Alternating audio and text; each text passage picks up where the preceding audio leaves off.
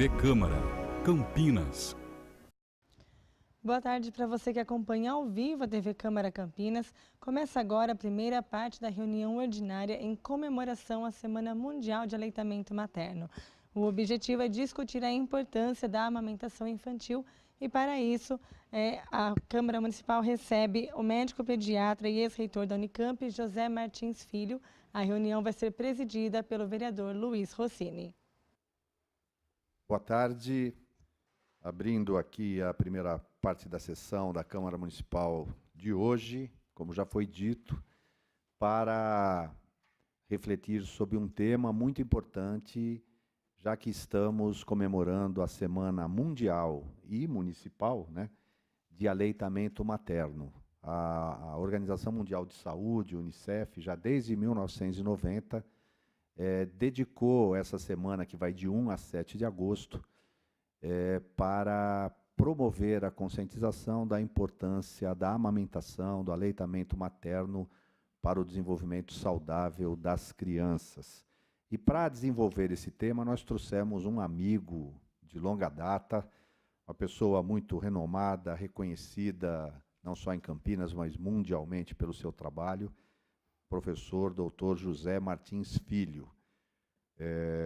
Professor Dr. José Martins Filho é médico pediatra, é professor titular emérito da Faculdade de Ciências Médicas da Unicamp, de Pediatria, é membro e foi presidente da Academia Brasileira de Pediatria, foi reitor da Unicamp, é autor de 19 livros, é uma pessoa dedicada a essas causas. E ele se dispôs a vir aqui emprestar um pouco do seu conhecimento e ajudar a falar da importância, não só dessa semana, mas principalmente do aleitamento materno. Então, agradecendo já a sua presença, por ter aceito o convite, eu já passo a palavra. Estamos transmitindo ao vivo pela TV Câmara para toda a região, entrando aí nos lares de muitas pessoas que precisam receber algumas informações para entender a importância do aleitamento materno. Boa tarde. Muito obrigado, Rossini. Eu queria saudar a todos e agradecer muito a esse convite, né? É um grande prazer vir aqui conversar com você, amigo de tantos anos, e uma pessoa que luta tanto pelo bem comum, né? E é um prazer enorme também falar um pouco sobre esse tema de pesquisa, de ensino, que faz parte da minha vida, né? Há mais de 50 anos que eu trabalho com esse tema e andei aí por vários lugares do mundo, pelo país, etc., falando de nutrição infantil, aleitamento, desenvolvimento das crianças. Essa semana está uma semana muito puxada, né? Muitas prefeituras convidam a gente, e eu queria te parabenizar pela iniciativa de vir aqui na Câmara Municipal e a gente falando disso. Pois bem, eu tenho até algumas coisas para mostrar para vocês, alguns vídeos interessantíssimos sobre desenvolvimento cerebral, mas eu gostaria, antes de fazer aquilo que é necessário que se diga, né? A amamentação é uma coisa tão natural, tão importante no desenvolvimento de todos os mamíferos, que não era possível, como acontecia há algumas décadas, que nós fôssemos os raros mamíferos que não amamentavam os nossos filhos, né? E aí a ciência, os conhecimentos que foram sendo descobertos e foram sendo mostrados, mostraram que, para o bem da criança e o desenvolvimento cerebral e desenvolvimento da sua saúde, para a diminuição das alergias respiratórias, asma brônquica, alergias outras de pele, mas muito importante também para a própria mãe. Mulheres que amamentam, e quanto mais elas amamentam, menos probabilidade de elas terem câncer de mama, né? As mães se beneficiam também com a amamentação por causa da produção de alguns hormônios protetores quando elas estão amamentando. Por outro lado, também é muito importante lembrar que, quando se fala em amamentar, e se fala no leite, nessa coisa biológica que é o leite humano, uma coisa maravilhosa e que milhões de anos foi se adaptando à espécie humana, a gente fala que é um líquido especial, cheio de anticorpos que protege contra doenças, mas também cheio de substâncias que favorecem o desenvolvimento das células nervosas, que melhoram o desenvolvimento cerebral. E a gente sabe que isso é uma coisa fundamental na aquisição todas aquelas funções que o ser humano tem que adquirir nos primeiros anos de vida. Hoje nós falamos muito de um tempo chamado os primeiros 1000 dias. Esses primeiros 1000 dias são a gestação, né, com as suas 40 semanas, mais o primeiro e o segundo ano de vida. Por que a gente fala tanto nisso? Porque essa fase é aquela fase em que o cérebro tem um desenvolvimento muito rápido, com vários neurônios, as células nervosas se dividindo. É por isso que o pediatra mede, toda vez que ele vê a criança, o perímetro cefálico nessa fase, para garantir que esse cérebro está se desenvolvendo. E depois dos 2 anos, você ainda tem mais um tempo até o 6º ou 7º ano de vida, que é quando você termina principalmente o desenvolvimento da personalidade, e que esse vínculo com a família, através do aleitamento materno, é muito importante. Os primeiros 2 anos, eles são tão importantes que, muitas vezes, o ato de amamentar não só está transferindo aquele líquido maravilhoso e protegendo o corpo da criança e o cérebro, mas o que a gente sabe, e é muito importante, eu tenho participado muito desses estudos, é que o vínculo, a relação mãe-filho, nessa fase precoce do desenvolvimento cerebral, é fundamental. Um bebê humano só vai ter imunidade completa por volta dos 2 anos de idade. Até 2 anos ele é imunoincompetente, ele precisa do leite para se proteger contra as infecções. Ele só vai ter uma imunidade adequada, se proteger bem das doenças, depois dos 2 anos. Por isso que a gente luta tanto para que nesses primeiros anos eles fiquem mais perto da família, né? E é comum, assim, uma mãe amamentar até os 2 anos de idade ou não? Existe algum período mínimo? Exatamente. O que é preconizado pela Organização Mundial da Saúde é que a amamentação exclusiva ao peito, só o peito, sem mais nada, é 6 meses. A partir daí, se a mãe conseguir chegar aos 2 anos, é ótimo. Você começa a alimentar e vai até chegar aos 2 anos. Exatamente pelo que eu te falei dos primeiros 1000 dias, né? E aí, a partir de 2 anos, é uma decisão da mãe e da criança. Agora, a sua pergunta é muito importante, porque nem todas as mães conseguem levar os 2 anos. Uma das coisas mais importantes para a mulher moderna, que a gente tem que respeitar e entender, é a questão do trabalho, né? Quer dizer, muitas mulheres querem amamentar, mas a licença maternidade é de 4, agora nós conseguimos um pouco para 6 meses, e ela volta ao trabalho, aí começa a ter dificuldades. Tem várias técnicas que a gente pode ajudar para a mãe que trabalha poder continuar mais tempo na amamentação, mesmo voltando ao seu trabalho fora de casa, né? As que estão em casa também trabalham muito, mas elas estando perto dos filhos, né? Mas quando elas vão... E aí tem várias soluções. E o tempo, realmente, que você me pergunta, é exatamente, se você puder chegar até os 2 anos, é o ideal. Se você não puder chegar aos 2 anos, o mínimo importantíssimo são os primeiros 6 meses, né? Que é a fase em que o bebê ainda não sabe bem que nasceu. O bebê até 6 meses ele tem muita identificação com quem cuida dele. É depois do 6º mês que ele começa a sentar, ele vai começar a engatinhar com 7, 8 meses, é a primeira vez que ele se afasta um pouquinho da mãe, volta correndo, daí ele vai um pouquinho, com 1 ano ele fica em pé, ele anda, ele começa a se afastar um pouquinho da figura materna e da paterna, que está ajudando, óbvio. No 2º ano ele começa a falar, ele começa a saber se alimenta sozinho, ele vai se identificando. Com 2 anos de idade, ele vai para a escola, para a creche, etc. e tal. É uma grande discussão hoje na literatura pediátrica, como é que a gente tem que resolver o problema das creches, porque os imunologistas e o pediátrico sabem que quando uma criança vai para a creche precocemente, 4, 5, 6 meses, é inevitável que ela vai começar a ter febres, diarreias, dores, porque ela está em meio de uma comunidade onde a mãe precisa trabalhar, leva o filho com febre, ou então eles pegam muitas crianças e eles se contaminam. Então, mas a gente tem que entender que tem um problema social, econômico, que é muito difícil de resolver. Uma pergunta, no caso de uma mãe que não produza leite, né? A gente tem o banco de leite para atender algumas situações desse tipo. Mesmo que seja um leite oriundo do banco de leite de uma outra mulher, ele cumpre o mesmo efeito para a saúde da criança? A pergunta é muito interessante. Tem uma coisa que precisa ser dita. O leite humano, ele é como o sangue. Se você pega o leite de uma outra mulher e passa para uma outra criança sem ele ser modificado, esterilizado e examinado para ver se não tem nenhuma doença, ele pode transferir alguma infecção. Você não pode transfundir um sangue sem saber o tipo do sangue se aquela pessoa doadora não tem uma doença. A mesma coisa é o leite. Então, aquilo que se fazia antigamente, que uma mãe amamentava várias crianças de várias pessoas, hoje é proibido. Ama de leite. A ama de leite, ela tinha uma chance de transferir doenças para essas crianças. O banco de leite, ele é um laboratório, ele pega esse leite, ele identifica, ele analisa, ele trata, ele faz com que a gente tenha certeza que não tem nenhuma doença viral, bacteriana naquele leite, aí ele fica acumulado. E a gente dá preferência, Rossini, no banco de leite para os prematuros, para as crianças mais doentes e tal. Uma criança sadia, normal, que a mãe está com dificuldade para amamentar, não é bem o banco de leite que vai resolver. O que precisa é o pediatra, as pessoas que trabalham, hoje tem muitas doulas, mulheres que trabalham com aleitamento e tal, ajudar essa mulher a produzir leite. Porque uma coisa que as pessoas não sabem bem, é muito bom falar isso aqui, é que a produção de leite depende da sucção. Quanto mais o bebê suga no peito, mais a mãe aumenta um hormônio chamado prolactina e um outro chamado ocitocina, e ela tem mais leite. Se ela começa a ter pouco leite e alguém manda dar uma mamadeira, aí ela desmama, porque além de mudar a sucção do peito, muda a maneira de pegar o peito. Quando ele vai no peito, ele já se acostumou com o bico da mamadeira, ele não pega bem, aí ele para de estimular a produção de leite na mãe e ela desmama.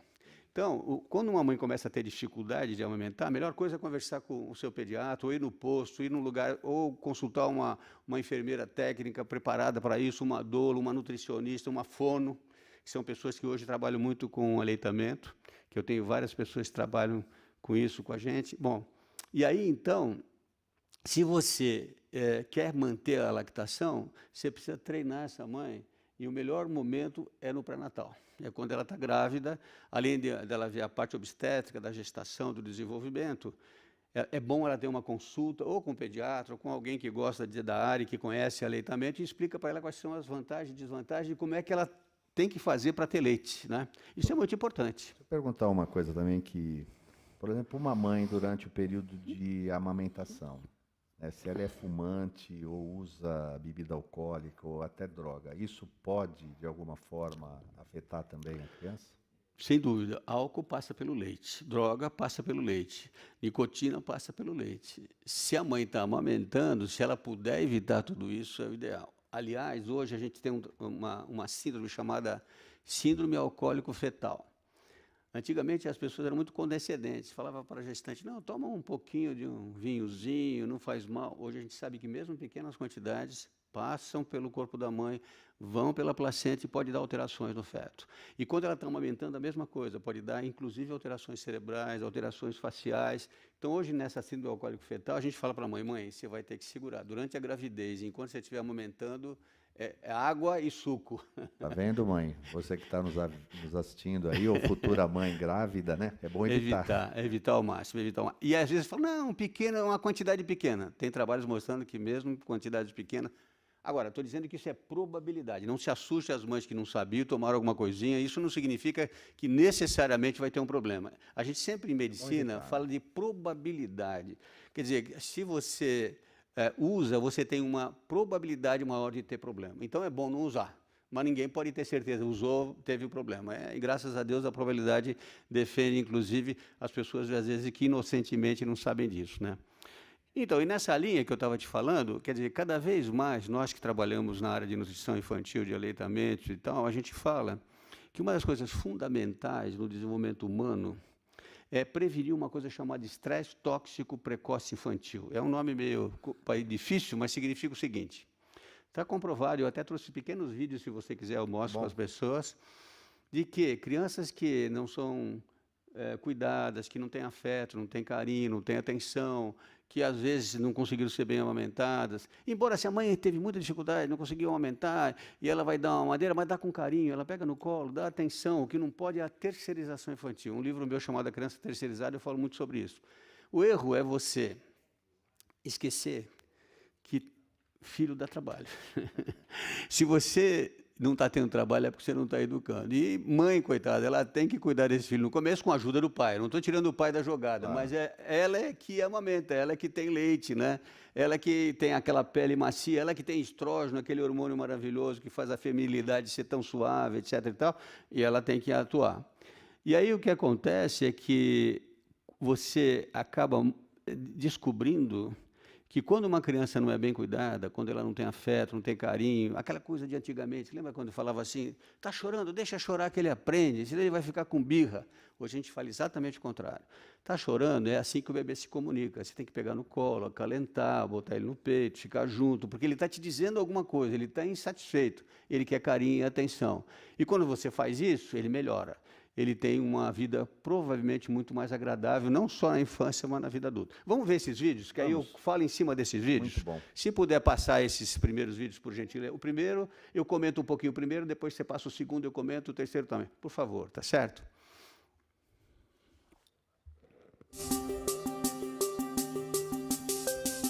As experiências vividas pela criança durante os primeiros anos de vida têm impacto duradouro na arquitetura do cérebro em desenvolvimento. Os genes representam o diagrama a ser executado, mas as experiências moldam o processo que define se o cérebro formará uma base forte ou fraca para a aprendizagem, o comportamento e a saúde ao longo da vida. Durante essa fase importante do desenvolvimento, bilhões de células cerebrais, chamadas neurônios, enviam sinais elétricos para se comunicarem entre si. Essas conexões formam os circuitos que estabelecem a arquitetura básica do cérebro. Circuitos e conexões se multiplicam rapidamente e se fortalecem por meio do uso frequente. Nossas experiências e o ambiente em que vivemos determinam quais circuitos e conexões são mais usados. As conexões mais usadas se fortalecem e se tornam permanentes, enquanto as conexões pouco usadas desaparecem através de um processo normal chamado poda. Circuitos muito usados criam vias expressas para os sinais elétricos percorrerem as diversas regiões do cérebro. Os circuitos simples se formam primeiro, constituindo a base sobre a qual os mais complexos serão formados depois. Através desse processo, os neurônios formam circuitos e conexões fortes para emoções, habilidades motoras, controle do comportamento, lógica, linguagem e memória. Tudo isso acontece durante os períodos iniciais do desenvolvimento. Com o uso repetido, os circuitos se tornam mais eficientes e se conectam mais rapidamente às outras áreas do cérebro. Embora se originem em áreas específicas do cérebro, os circuitos são interligados. Não se pode ter um tipo de habilidade sem as demais para complementá-la. Como na construção de uma casa, tudo está conectado, e o que vem primeiro forma a base para o que virá depois.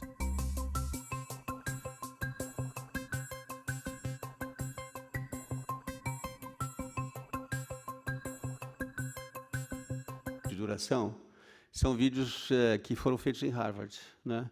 Que estão sendo usados na USP, a gente usa para dar aula e tal.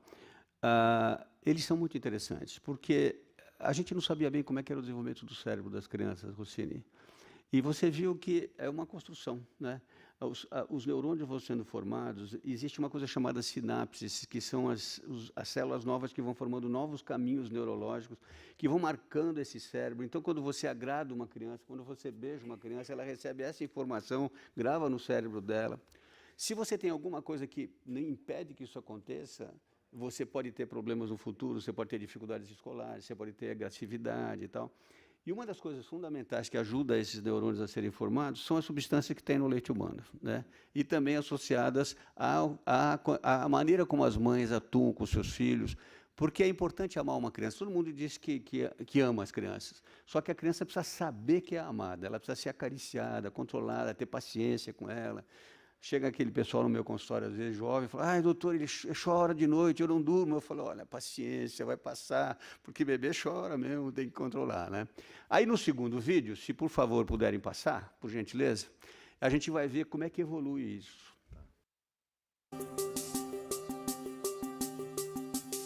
Uma arquitetura sólida do cérebro se forma por meio do jogo de ação e reação entre a criança e os adultos.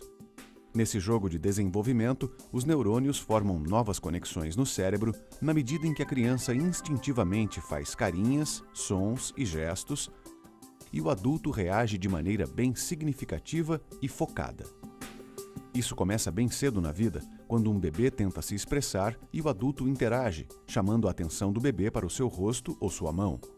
A interação forma as bases da arquitetura cerebral, a partir da qual todo o desenvolvimento futuro será construído.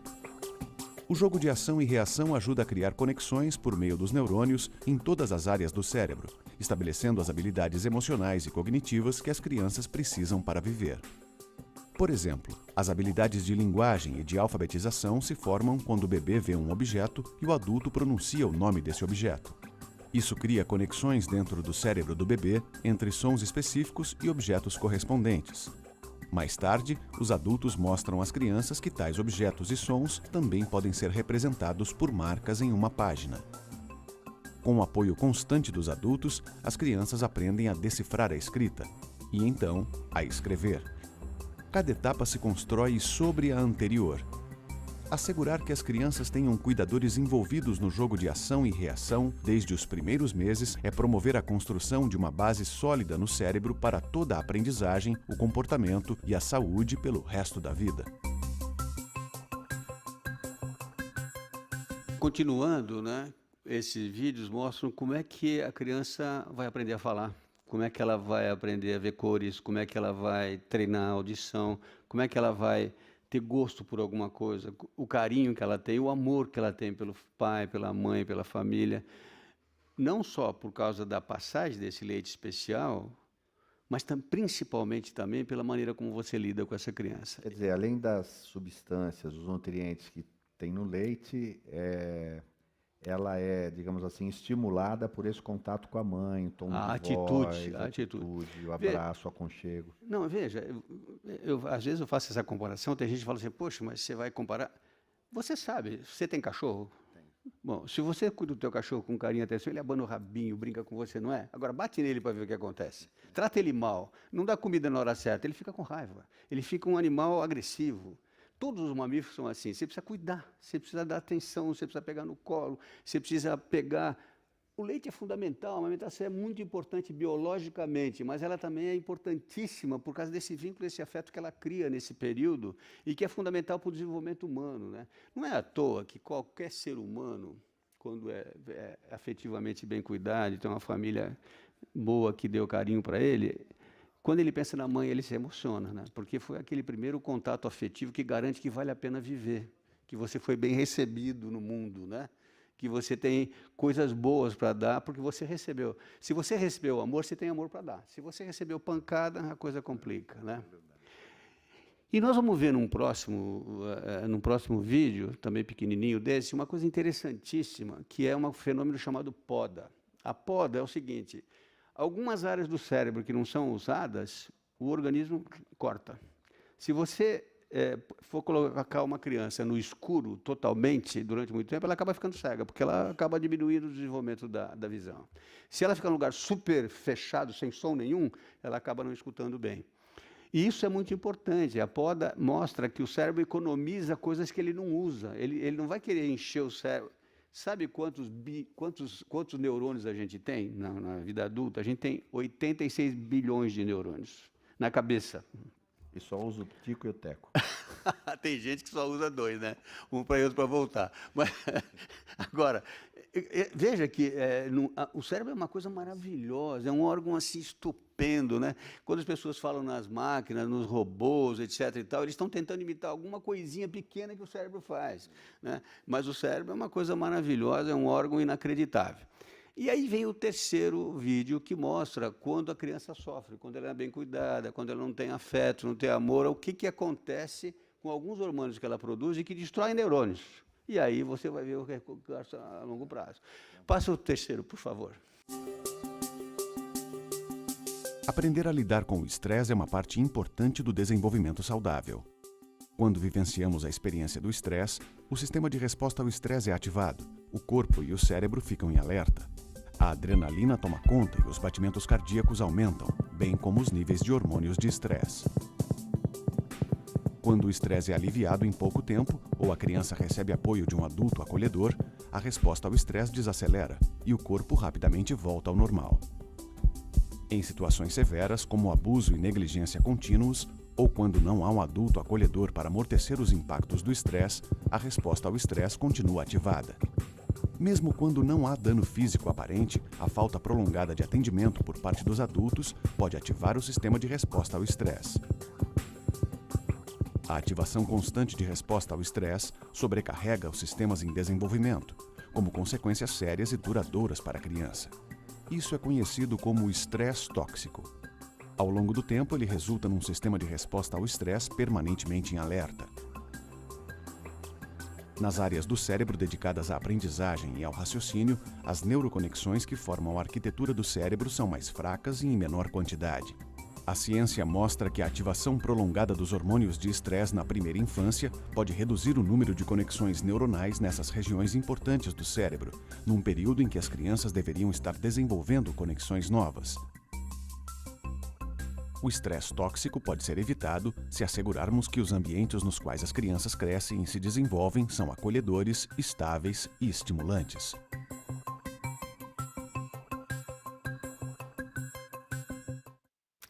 Então, tem um pequenininho que eu vou passar mais tarde, mas o que isso significa?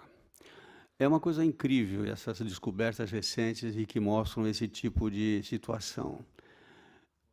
Se você provoca numa criança sofrimento, ela entra em estresse. O que é o estresse? O estresse é uma reação corporal ou contra alguém que quer brigar com você, ou alguém que você não gosta, ou que você está com medo, e você ou foge ou briga, né?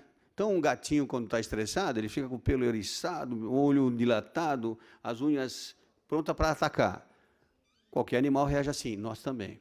Esses hormônios, principalmente o cortisol cerebral e a adrenalina da suprarrenal, quando são produzidos, eles aumentam a frequência cardíaca, eles mandam mais sangue para a musculatura, eles dilatam as pupilas. Para quê? Para você ficar atento, para você ir atrás de alguma coisa.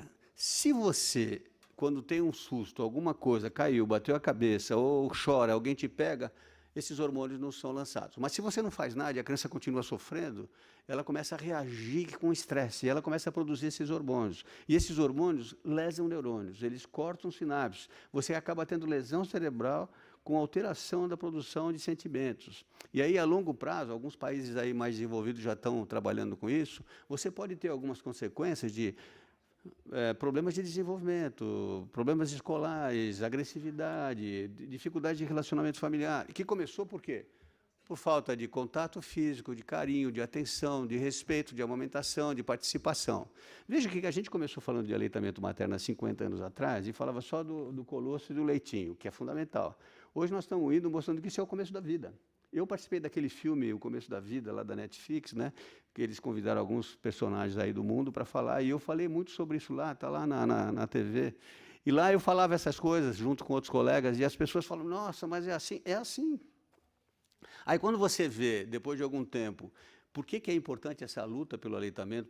Porque a última culpada da não amamentação é a mãe. Ela sempre quer amamentar. Ela, às vezes, não consegue amamentar porque não tem ajuda, porque não tem apoio, porque não tem orientação, porque tem algum problema. Então, eu nunca falo para as mães que a culpa de amamentar é delas. Não, é de uma sociedade que não dá licença maternidade adequada. Eu estive no Senado Federal falando sobre essas coisas e falando da necessidade de a gente reavaliar um pouquinho se é possível melhorar a licença maternidade. Claro que tem o problema econômico, tem o problema do emprego da mulher, tem tudo isso, mas alguns países têm licença maternidade de 2 anos. Eu atendi uma pessoa da Ucrânia no outro dia, 3 anos de licença. Mas não é o empresário, não é o patrão que paga, é o Estado que prevê isso, porque se uma criança é amamentada 2 anos e fica com a mãe, com o pai, com a família, ela tem muito menos doença. O Estado gasta muito menos dinheiro com as doenças. Barato, né? Sai mais barato, Rossini. Você que é um político lutador, pensa nisso aí. É uma coisa fundamental, as pessoas precisam entender que a gente está lutando por uma coisa de melhoria do universo da vida das pessoas. Aliás, a Câmara de Campinas já deu uma contribuição, porque nós aprovamos no ano passado o direito da mãe amamentar em qualquer ambiente, público ou privado, sem nenhum constrangimento, né? Para evitar esse tipo de situação, onde a mãe não possa exercer aquilo que é direito da criança e dela. É isso mesmo.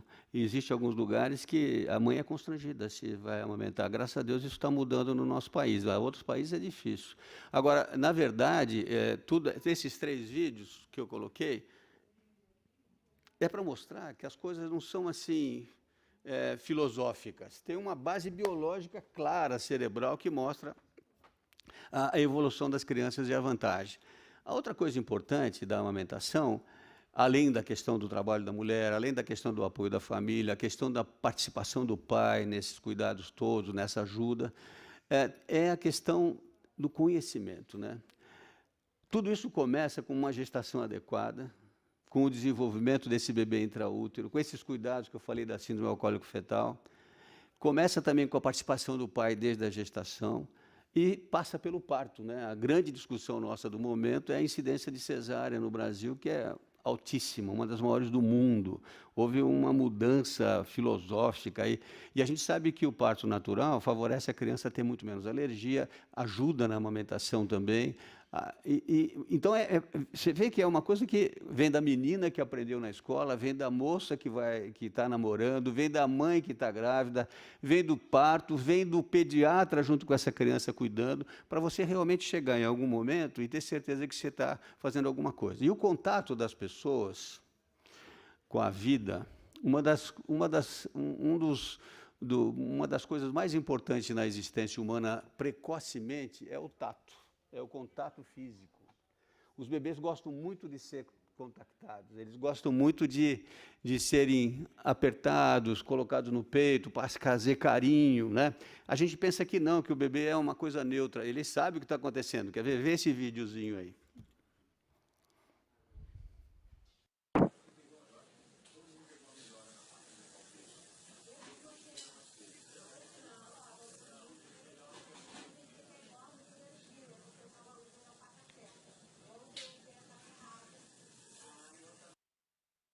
Da pele. O bebê quer esse contato. Quando eu mostro esses vídeos aí, as mães adoram, elas ficam emocionadas, né? Porque é muito bonito, realmente. Enfim, terminando assim, para a gente pode até responder questões que as pessoas nos coloquem, ou que você me ponha, eu queria dizer que a medicina e a pediatria, particularmente, nos últimos anos, tem pensado muito nessa questão das grandes divisões da pediatria. A pediatria tem uma área que é da puericultura, da prevenção, do crescimento e desenvolvimento, das relações familiares, que é uma coisa que eu trabalho muito, do recém-nascido, neonatologia. E tem a área da patologia infantil, que é da doença da criança, quando a gente trata as doenças infantis. As duas coisas são importantes, mas cabe ao pediatra, junto com a área educacional, trabalhar essa questão, né? Além, por exemplo, da amamentação, nós estamos trabalhando muito hoje com essas ideias novas aí que a gente está mudando um pouquinho e vendo que é preciso tomar um pouco de cuidado quando a gente interfere na infância. Quando você bota na cabeça dessas crianças coisas boas, sensação de afeto, de carinho, de atenção, nutre adequadamente, você está fazendo um bem para a humanidade. Na verdade, essa luta nossa, de todos nós, do povo brasileiro, das pessoas que se interessam pelo aleitamento, é uma forma de melhorar a humanidade. Porque essas crianças, tratadas desse jeito, com essa evolução, têm muito menos sinais de violência. Tem um livro meu, que eu falo sobre o nascimento e a família, que tem um capítulo que eu falo sobre a gênese da violência na infância. Como é que funciona a gênese da violência? Por que as sociedades, as cidades estão tão violentas? O que está acontecendo? Claro que tem o problema da pobreza, da miséria, da injustiça social, que é terrível, que forma violência, etc. Só que a gente não falava antigamente de uma violência muito grande, que é a carência afetiva, né? A carência de amor, de afeto, de presença, etc., né? É isso. Quero comunicar e agradecer a presença do vereador J. Silva, que veio participar aqui também nesse momento. Essa primeira parte da sessão dedicada à reflexão sobre a importância do aleitamento materno. Nós que estamos na Semana Municipal e Mundial de Aleitamento Materno, ouvindo professor Dr. José Martins Filho, pediatra, ex-reitor da Unicamp, professor titular emérito de pediatria na Unicamp. Dr. José Martins Filho, estamos quase chegando no final aí da nossa primeira parte da sessão. Resumindo, amamentar é um gesto de amor. Essa é uma frase que a gente cunhou logo no começo e que a gente punha em toda a correspondência que a gente enviava. Eu punha amamentar um gesto de amor e botava uma outra frasezinha que deu muito o que falar, que era ajude um pouco mais o seu filho, amamente-o, né? E que tinha gente no começo que não entendia, e isso é fundamental.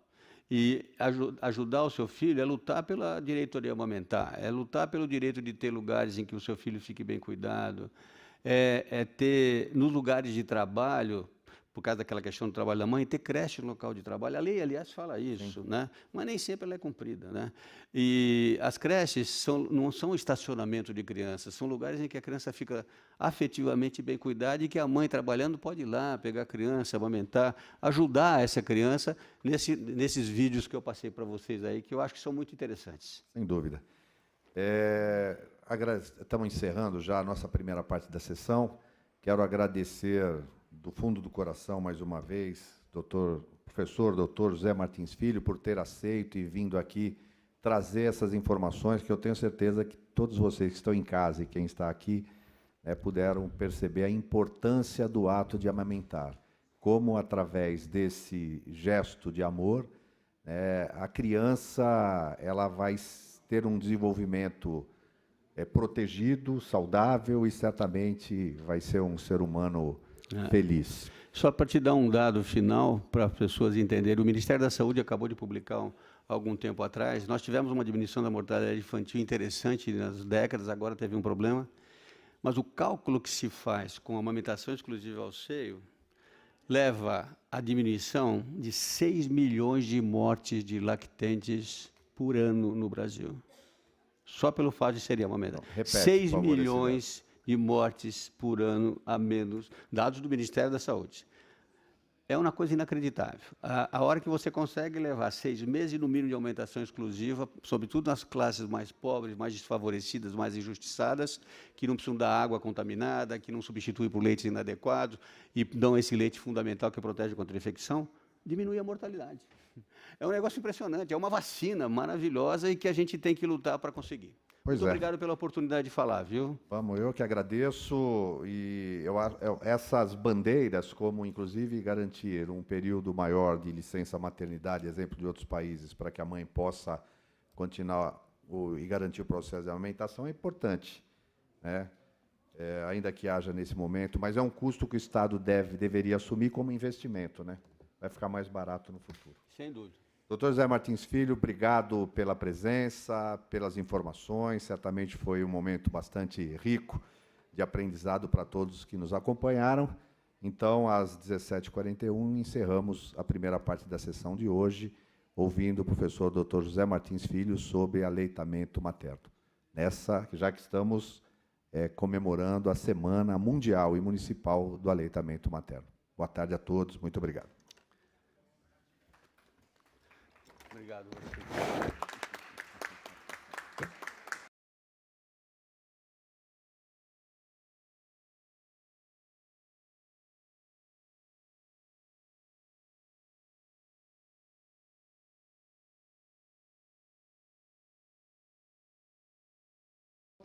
Terminou agora há pouco a primeira parte da reunião ordinária em que foi discutido o aleitamento materno em comemoração à Semana Mundial e também Municipal. Daqui a pouco você confere a 42ª reunião ordinária.